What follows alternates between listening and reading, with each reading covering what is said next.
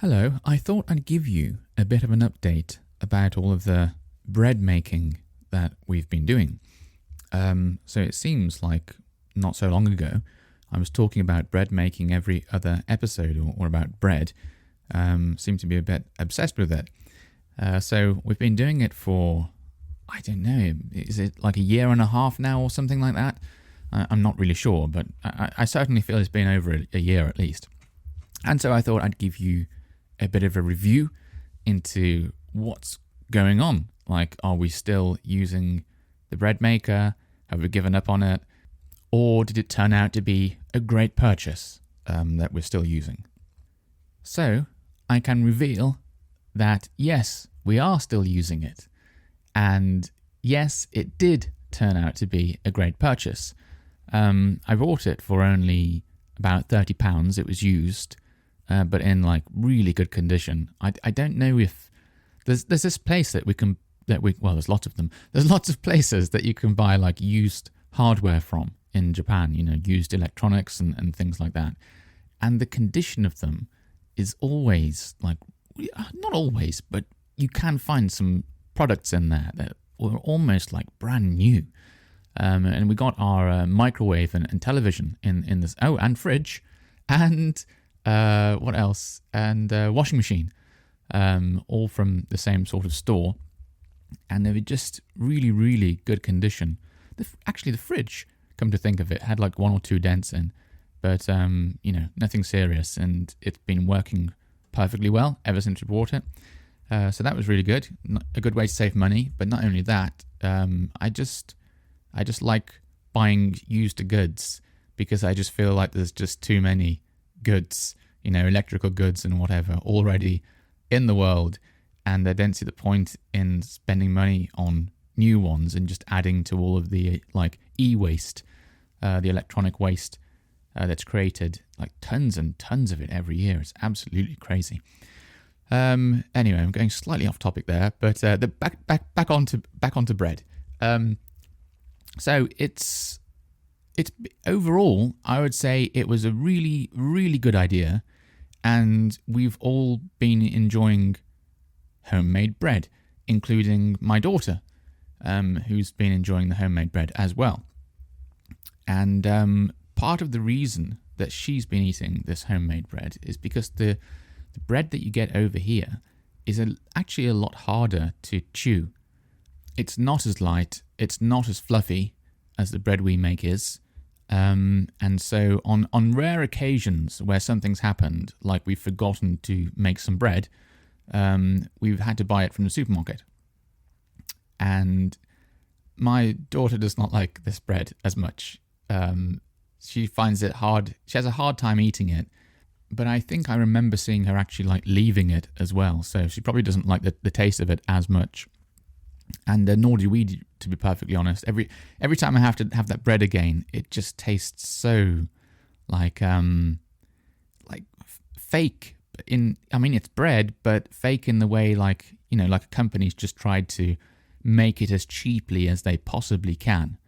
And even my wife, who grew up eating only this type of bread, really, Japanese supermarket bread, she doesn't like it either when she has to go back to this supermarket bread. So I would say overall, we've all been enjoying it, and it gets quite a lot of usage, actually. I would say that we're making probably 2 loaves a week, and that's enough for us. The only thing that I wish was different about the bread makers, and it seems to be common to all of them, is that they seem to make these incredibly tall loaves of bread, but not very wide. Now, if you look at my image of a loaf of bread is that it's quite wide, and this is typical of like supermarket bread in England. It'll be about, I don't know how long it is, probably over 30 centimeters long, I reckon. And how tall would I say? Oh, maybe 20 centimeters tall or something. If you want to change the size of the bread that our bread maker makes, you don't have a choice to go, to change the length of the bread or the width. You can only change the height of the bread. So it doesn't last any longer. You can make like they've got this this. It's fascinating. They've got this measurement for loaves of bread in Japanese. So the way that Japanese works for many things, many objects, they'll have like a counter, which is like a word that gets used to define the amount of objects. So you can have like if it was pieces of paper, then we, in English you just say like one piece of paper, two pieces of paper, and so on. But in Japanese, there's like this word that just means flat, something flat, really. And there's loads of these examples: something flat, something cylindrical, and something thin and cylindrical. There's so many different ones, and there's one for loaves of bread as well. So I've got the choice of making ikin, which is like one loaf, or like size 1 of a loaf of bread. Then I've got like a 1.5 and a 2. And the 2 is like the biggest loaf of bread that I can make, the biggest size. I should look those sizes up. I just find it fascinating that there's like a standard for the size of a loaf of bread in Japan. I don't know if we have anything like that in England. I'm not sure, but maybe we do. I should look into that. Maybe a loaf is like a standardized size for a loaf of bread. Who knows?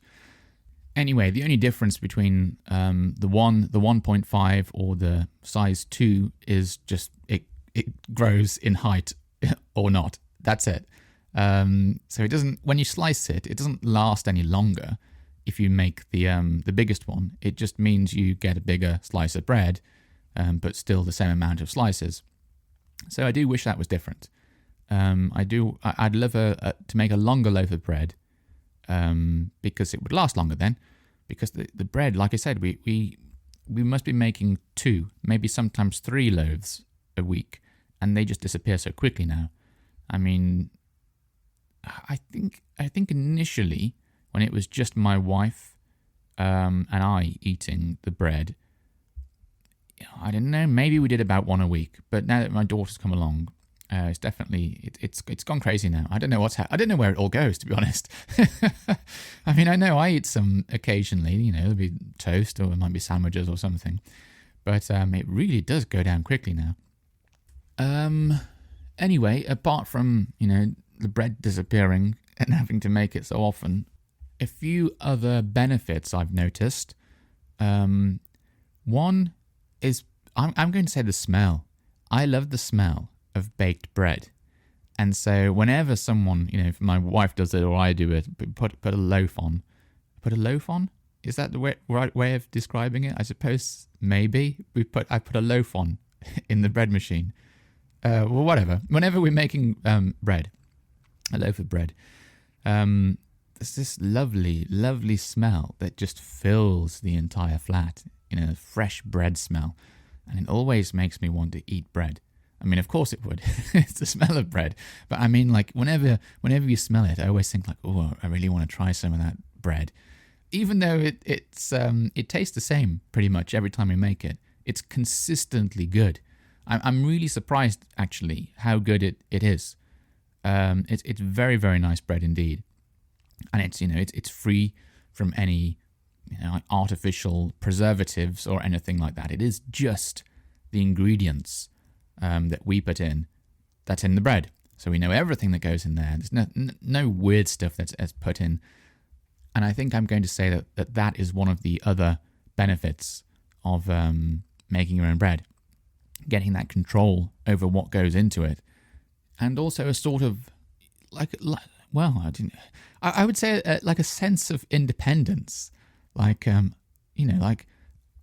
can do this myself. I don't have to buy your bread from the supermarket. I can do it myself. It's my own bread. That's quite like an empowering feeling, I think. You sort of realize, actually, maybe there's more things I can do for myself. I mean, I know my wife's used it to make all kinds of lovely breads and even like pizza bases and stuff like that. And they've turned out really well, like surprisingly good. So yeah, I think there is like some like inspiration that it gives you. Like, oh, I can make bread now. What else can I make? So I think that's another positive, isn't it? I'm trying to think if there are any negatives other than like the size issue I have with it, which isn't really a negative that much, just the way things are.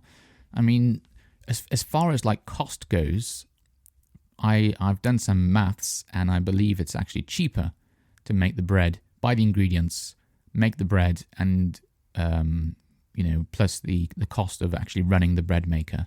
I believe it's cheaper than actually buying bread from the supermarket anyway. I suppose some people could say making the bread itself is a negative because, it takes a few minutes to throw the ingredients together and then put it in the bread maker and press the on button. I don't really see that as a negative. I mean, it doesn't take any time at all, really. It's going to be like, 5 minutes or something like that. And once you've done it a few times, you just get really used to it. I've just done it before recording this podcast, actually. And that was my inspiration for this podcast. I was just using the bread maker and thinking like, this was a good idea, purchasing this. We use this a lot, don't we? And then I thought, ooh, I haven't talked about this for a while. I suppose maybe one thing that could be seen as a negative is it's a bit noisy. I don't really notice it, to be perfectly honest. I mean, I do. I can hear it. I can hear it. I can hear it. It's in the kitchen now, and I'm all the way at the other end of the flat, and I can still hear it a bit. It's not that noisy. The only time I ever sort of mind the noise really is if I'm having a conversation, like a video call or something, because then it will, pick it up. Not for work, because I'm in a separate room, but if I'm talking to my parents, I might be in the kitchen or near the kitchen, then it can pick it up on the microphone, and then it can be slightly annoying, but, it's... No, not... I mean, you just move to a different room or something, don't you? Or just make bread at a time when you're not having a phone call. So in summary, I suppose I've only got positive things to say about it, and we've been enjoying the bread immensely, all three of us. So yeah, I can recommend it if you fancy making your own bread at some point. Well, I say making your own. I mean making your own with a bread maker. I mean you can, obviously really make your own bread and do all of the kneading yourself. That would take some time. I'm not sure I want to go to that level yet. Actually, I would like to try it. Just once, maybe twice. Just to see how it turned out, doing all the kneading myself. But no, I'm quite happy to let the machine do that part, and I'll just like gather the ingredients, and then when it's finished cooking it, I'll just enjoy the tasty, tasty bread. Okay, until next time, bye-bye.